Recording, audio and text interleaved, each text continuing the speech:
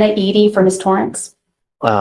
We have reset this thing at least 4 different times, I would imagine, because of this bond violation.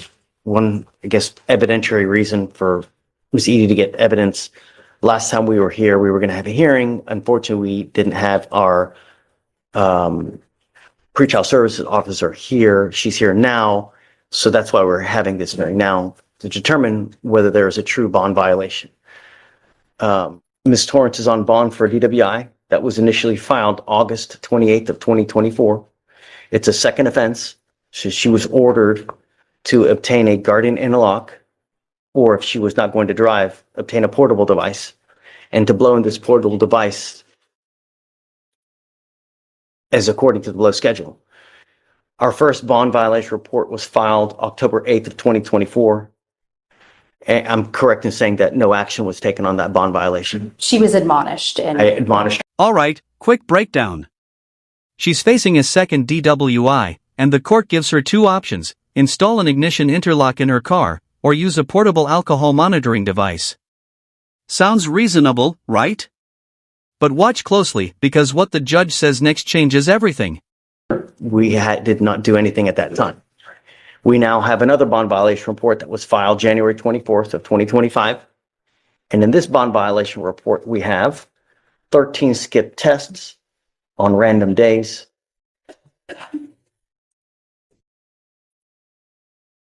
And then I think that there were other issues as well. But I guess for me, the main concern would be that she's not testing when she's supposed to.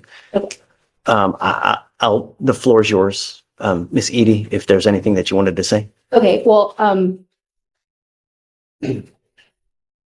let's see. The only thing I see alleged in the bond violation report is just the skip test. So I just want to make sure we're all on the same page. I don't know that there's any other allegations. Okay. That's correct. Okay.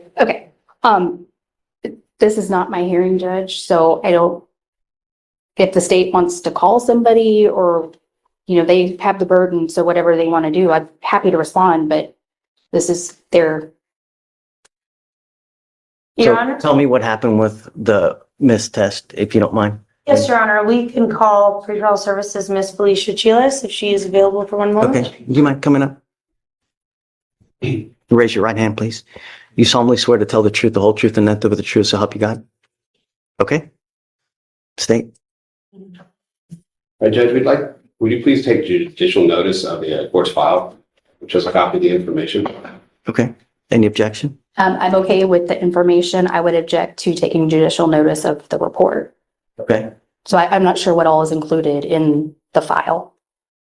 We were addressing about the defendant here being charged. That's why we're asking for judicial notice of the court's file regarding that element that we need to prove today. Sure. So. All right, Ms. Chiles, Giles, apologies. Is the defendant on bond or court law number 5? Issues? Yes. Yes. Are you familiar with the bond conditions? Yes. Your Honor, may I approach? Yes, sir. Is this a fair and accurate representation of the bond conditions for the defendant? Yes. You recognize that? Yes. What is it? They're the magistrate's conditions for the defendant. Similar to the defense, Your Honor? Okay, please. Any objection? No objection. Okay, they'll be admitted. States 1, I guess. Yes, sir. Okay. Could you please describe the bond conditions? Yeah, you want me to read all of them? Or do I go over them? Yes, we don't have them checked. Yes. So we have defendant shall personally appear in court on time every time the court, this case is set on the court's docket unless judge waives the appearance.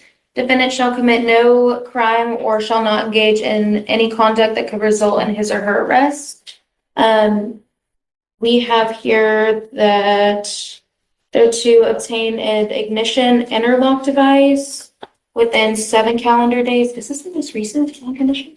Doesn't she have a portable device? The device. Are these the most recent conditions? Because these are the IID ones. Can I have a moment to look at that? Sure. Yes, please. These are not the most recent bond conditions, but in the case, these are the first ones from the magistrate.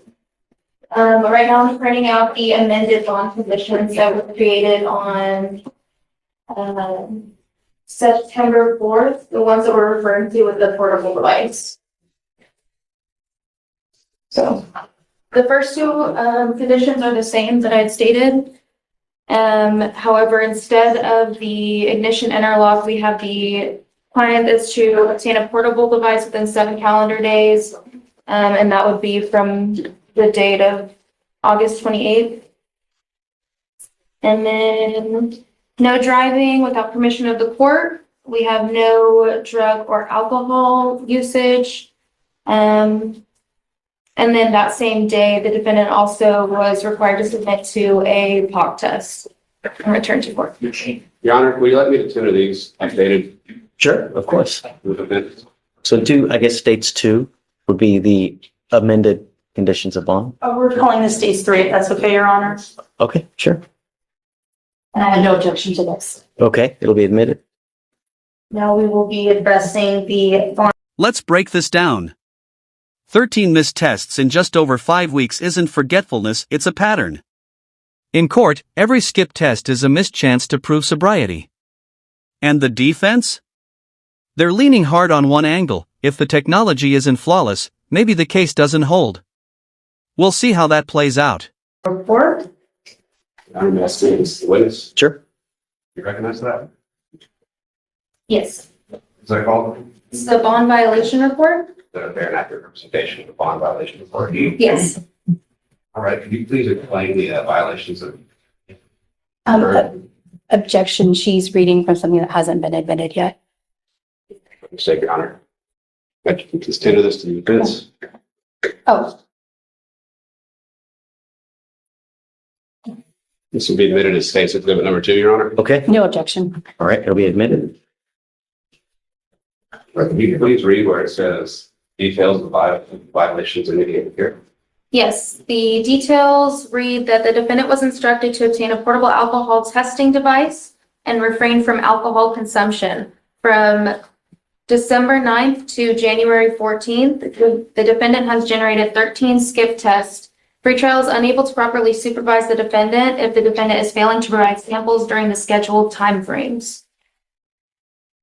Wasn't it a condition of bond to complete those portable tests? Yes, And how many again were not completed or were missed? 13. And what were the dates? Between the dates of December 9th and January 14th. Thank you. Any further questions for the witness? No, Your Honor. Okay.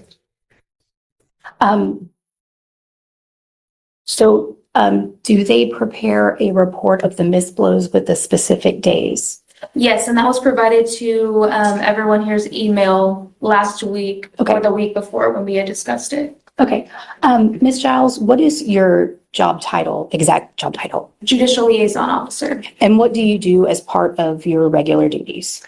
I am the face in the court for pretrial services, so I create bond conditions that are requested from judge and instruct clients over things that I can instruct over, so conditions that don't require devices in court. And if not, I send them over to our pretrial services building for further instruction. Okay.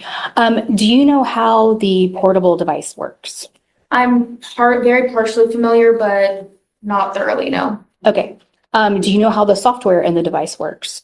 No, And do you have any idea how those work together? no. So when you get a report, you have no way of verifying whether that information is accurate.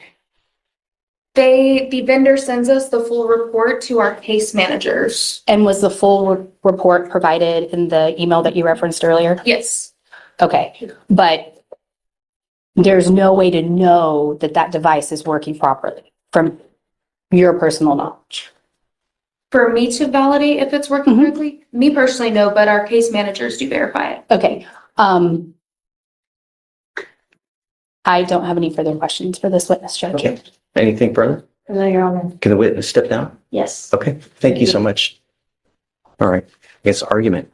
Or do you have any more witnesses? No, Your Honor. Do you have any witnesses? I do not. Okay, argument. So, Your Honor, this case is pretty clear. It's a simple bond violation. The defendant here was in fact charged. We ask you to take judicial notice of that fact. And we have proven such, and that this defendant is on bond in County Court at Law number 5. And we just discussed the bond conditions that were pretty standard.